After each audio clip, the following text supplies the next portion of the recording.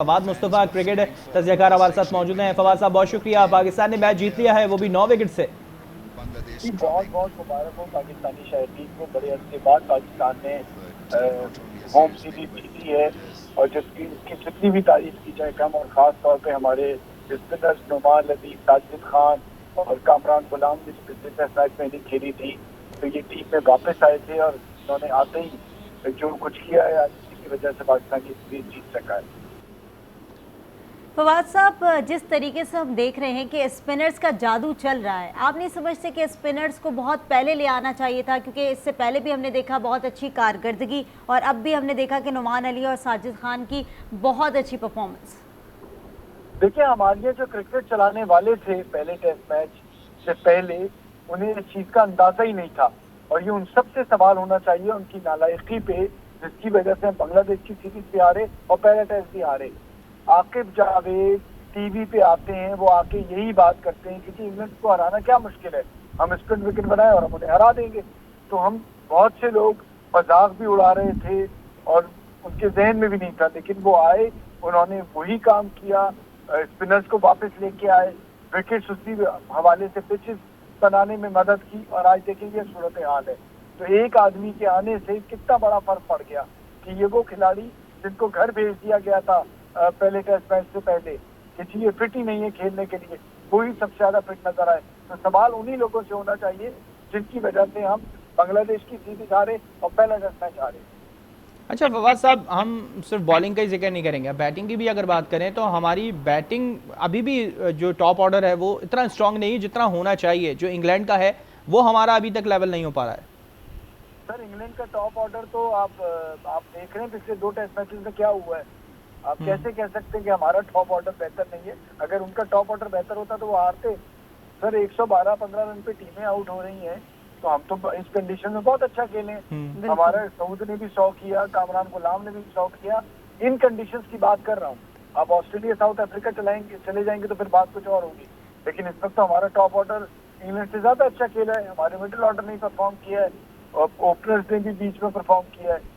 तो जिस तरह की विकेट है उसके हाथ में तो हम अच्छा खेले। बिल्कुल फवाद साहब, जैसे कि आपने कहा कि टॉप ऑर्डर भी अच्छा खेला है, और जब जाहिर है हारते हैं तो तनकीद भी करते हैं, और जब जीतते हैं तो खुशी का इजहार भी करते हैं और अप्रिशिएट भी करते हैं। हमारी टीम की कारकर्दगी आज बहुत अच्छी रही। इससे पहले भी हमने देखा कि बहुत अच्छी कारकर्दगी के साथ मैदान में उतरे, लेकिन जो आपने भी कहा कि एक सबसे बड़ा फैक्टर जो है वो स्पिनर्स का है। स्पिनर्स को पहले ही शामिल कर देना चाहिए था, और आज भी स्पिनर्स जब शामिल हुए हैं तो ये कामयाबी हम समेटने में भी कामयाब हुए।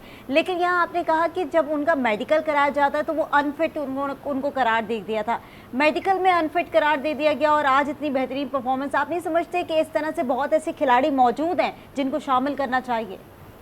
देखिए, ये यहाँ नहीं, ये नया सिलसिला क्रिकेट बोर्ड ने शुरू किया। अब ये तो आकिब जावेद से ऊपर लेवल पे सारे आ गए। डिस्ट्रिक्ट लेवल पे, रीजन लेवल पे लड़कों को अनफिट किया गया कि जी ये फिट नहीं है, हालांकि वो टॉप परफॉर्मर थे।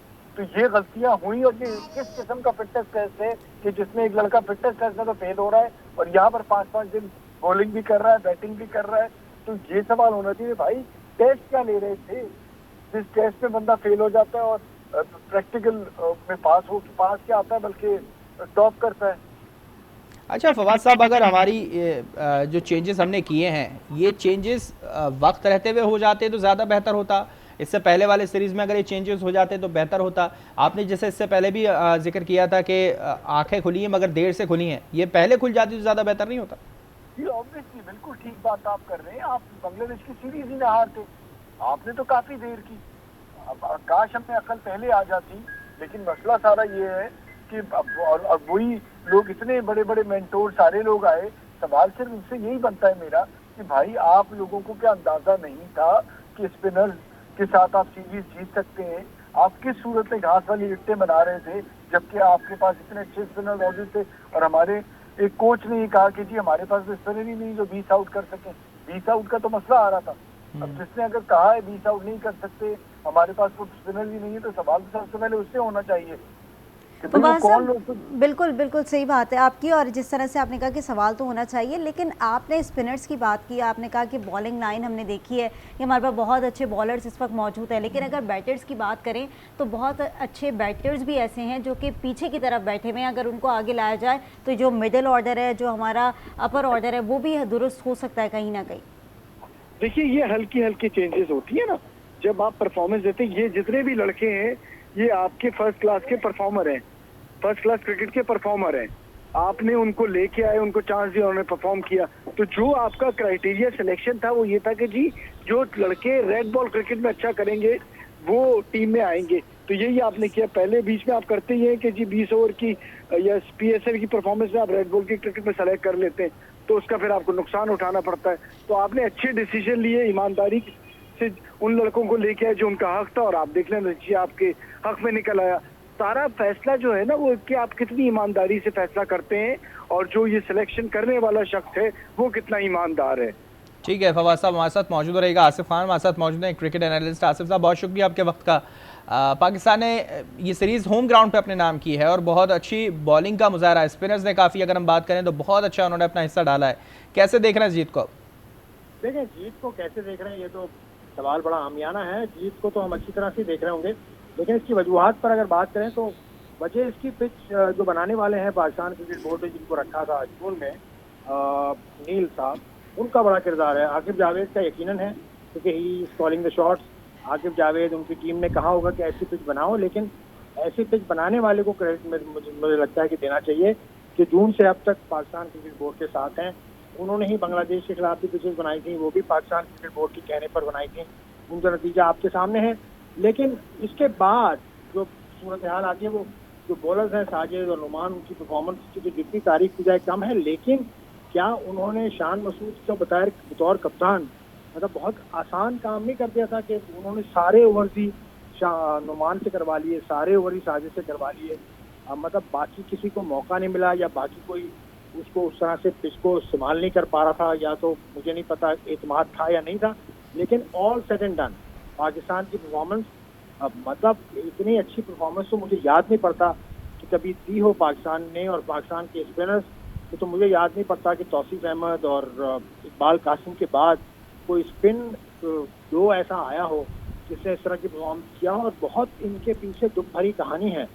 नुमान को पहला चांस मिला था 2000 इस 4-5 साल पहले जो सीजन हुआ था उसमें बड़े अच्छे परफॉर्म उन्होंने किया था। तो इनको चांस दिया था मोहम्मद वसीम, सिलेक्टर का नाम मैं लेना चाहूँगा यहाँ पर। उसके बाद फिर साजिद खान को भी पहला चांस वसीम ने दिया। उसके अलावा आगा सलमान को भी चांस दिया। उसके अलावा कामरान गुलाम को भी चांस दिया। फिर ये बीच में गायब कहाँ हो गई, ये सवाल है। सही, कहीं ना कहीं स्ट्रैटेजी जो है वो मिसहैप हुई है और उसी के नतीजे में जो है वो कहीं ना कहीं हमारी पाकिस्तान की क्रिकेट टीम बीच में खो गई थी। फवाद मुस्तफा साहब भी हमारे साथ मौजूद है। फवाद साहब, जैसे कि आसिफ खान साहब ने भी कहा कि जो पहले हमने देखी थी ये जिस तरह के प्लेयर्स हमारे पास मौजूद थे और आज ये प्लेयर्स दोबारा लेकर आए तो बहुत अच्छी कमबैक उन्होंने करके दिखाया। आसिफ साहब, आपसे सवाल करना चाहूँगी, अब कमबैक तो हो चुका है, बहुत सारी चीज़ें ऐसी हैं जो कि अभी भी मद्देनज़र रखनी है। आपने जैसे कहा कि पहले यही लोग थे जो कि बहुत अच्छा खेलते थे और आज जब दोबारा लेकर आए हैं तो बहुत अच्छा बॉलिंग का मुजाहरा किया है। बैटिंग के अंदर भी काफ़ी हद तक चेंजेस की ज़रूरत है, आप समझते हैं?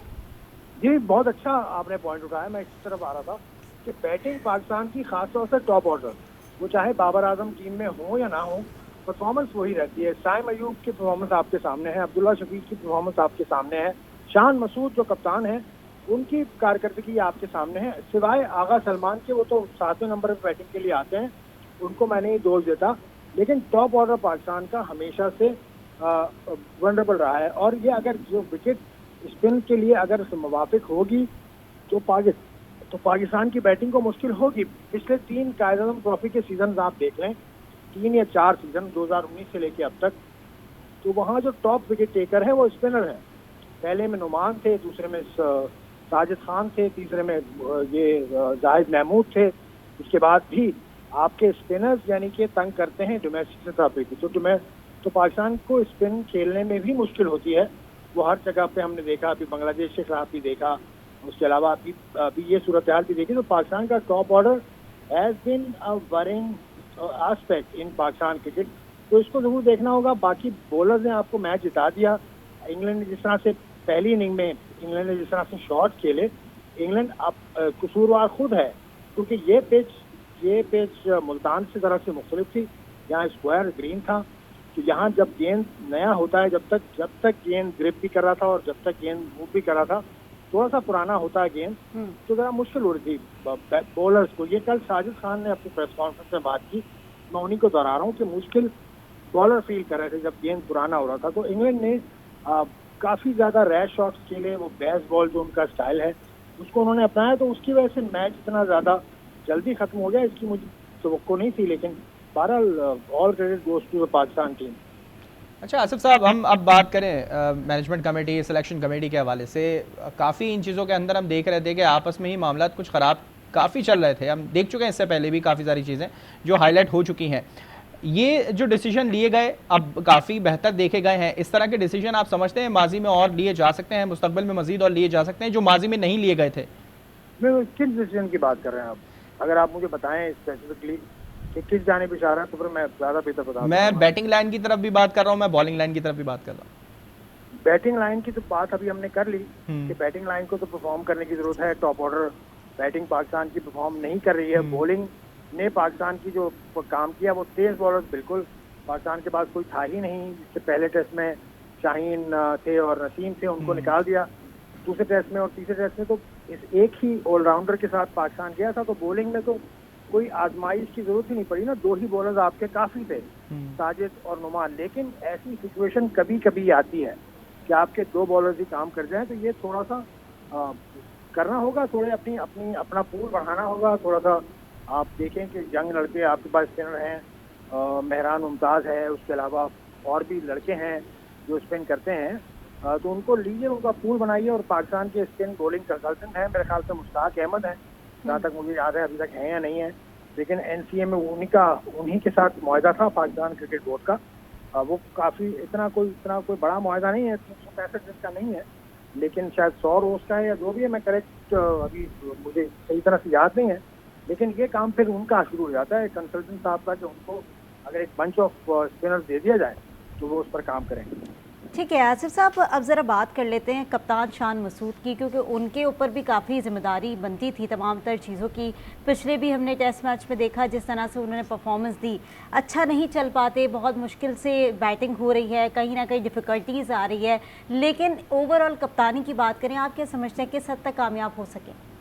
ये देखें, कप्तानी पे मैं बात करने का अहल अपने आप को नहीं समझता, क्योंकि मैंने कप्तानी नहीं की और मुझे मालूम नहीं कि कप्तानी, क्योंकि टीवी पर देखकर कप्तानी को जज करना बिल्कुल एक अजीब सी बात है। जब तक आपको पूरा ग्राउंड नजर ना आ रहा हो तो आप कप्तानी पे बात करते अच्छे नहीं लगते। बात देखिए, जहाँ ऐसे बॉलर्स हो आपके पास जो बॉल छोड़ ही ना रहे हो, जिनका दिल ही ना चाह रहा हो बॉल छोड़ने का, जो 40-40 ओवर कर रहे हैं, जो 35-35 ओवर कर रहे हैं, तो कप्तान के लिए तो ये आइडियल सिचुएशन है। देखिए, कप्तान ने आपको 2 बॉलर्स के साथ मैच जिता दिया, ऐसा कभी कभी होता है हिस्ट्री में, ऐसा कभी कभी होता है। तो ये शान मसूद को खुशकिस्मत अपने आप को समझना चाहिए कि उनको ना इतने मुश्किल फैसले लेने पड़े, ना उनको बैटिंग में करने की कोई जरूरत पड़ी। उनके मेन बैटर्स नाकाम रहे, उसके बावजूद वो इंग्लैंड जैसी टीम को सीरीज हराने में कामयाब हो गए।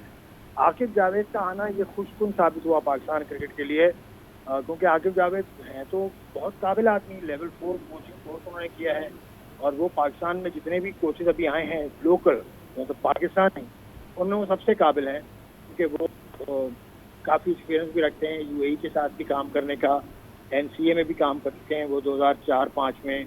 उसके बाद लाहौर कलंदर्स के साथ उनका सफर सबको मालूम है, अभी हाल ही में वो श्रीलंका के साथ भी थे। तो आकिब साहब का जो एक्सपीरियंस है, और आकिब साहब की जो सबसे अच्छी बात, क्योंकि आकिब साहब को मैं करीब से जानता हूँ, मैंने देखा है उनको खेलते हुए भी, और मैंने उनके साथ इंटरेक्शन भी मेरी रही है काफ़ी। वो रिस्क लेने से डरते नहीं हैं। आकिब जावेद साहब रिस्क लेते हैं। ये रिस्क था उन्होंने जो लिया बाबर आजम को बाहर बिठाने का, शाहीन को, नसीम को बाहर बिठाने का, तो ऐसा रिस्क लेगा जो आदमी उसको ही लगता है कि मौका मिलेगा कुछ हासिल करने का। और अब देखिए, कामयाबी तो मिल गई पाकिस्तान को, लेकिन अभी काफ़ी आगे जाना है। पाकिस्तान ने बहुत चीज़ें करनी है, जो हम पहले भी बात कर चुके हैं कि पाकिस्तान के जो बैट्समैन हैं टॉप ऑर्डर के, वो ठीक है। आसिफ साहब हमारे साथ मौजूद रहेगा। इस वक्त प्राइज डिस्ट्रीब्यूशन सेरेमनी चल रही है, वो अपने नाज़रीन को दिखाते हैं। ये मनाजिर आप देख सकते हैं जहां पर पाकिस्तान की टीम इस वक्त जीत चुकी है और सीरीज़ अपने नाम कर चुकी है। ट्रॉफ़ी उनकी तमाम तर कामयाबी की निशानी है जो ट्रॉफ़ी उनके हाथ में है और पाकिस्तान ने होम ग्राउंड पर 44 माह बाद टेस्ट सीरीज़ जीत ली है।